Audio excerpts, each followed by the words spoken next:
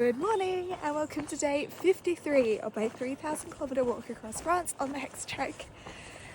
Last night I did something really silly. I left my food bag unattended and a fox got it.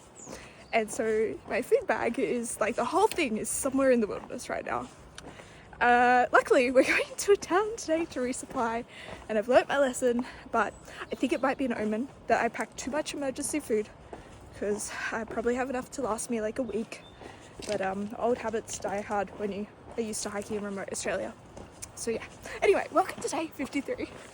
After 4 kilometres of descent into town, I found a staffy to pat at a cafe before heading off and doing a resupply. Even though Charles was kind enough to give me some of his brekkie, I was still absolutely starving when I got to town. So proceeded to eat the best sandwich of my life, though I wasn't sure if that was the hunger talking. The ambitious plan today was to go 28 kilometres with 1,400 metres of ascent. I was feeling super sluggish today, so took the time to dry my tent at lunch, and then I stopped for a half an hour nap later on.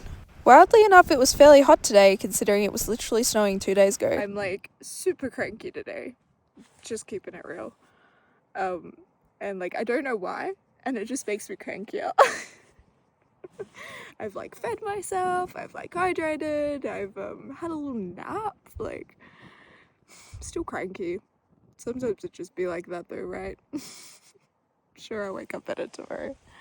Still appreciate this though. At this point it was 4 p.m. and I still had to summit Col de Chevier. Also, after thinking all day that people were skiing down these little bits of snow, I realised that it's actually just rocks falling that create the marks. About 200 metres from the summit, I started seeing lots and lots of canes, and eventually it turned into this massive field. For the last 100 metres of ascent, there was virtually no path and just slippery scree. How do you feel about the descent? I'm scared. But you said it's common sense. It's okay. I'm scared too. I didn't film any of the descent as it was too sketchy, but you should know that it was similar to the ascent. There was also not really much of a path to follow, and there was a little bit of a snowbank, and every step was very, very careful. It took about 2.5 hours to descend the 900 metres down, and it was rough. At 8 p.m. we made it to the town of St. Laurent.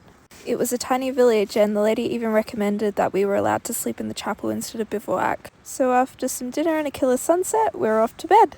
And that was it for day 53. See you tomorrow.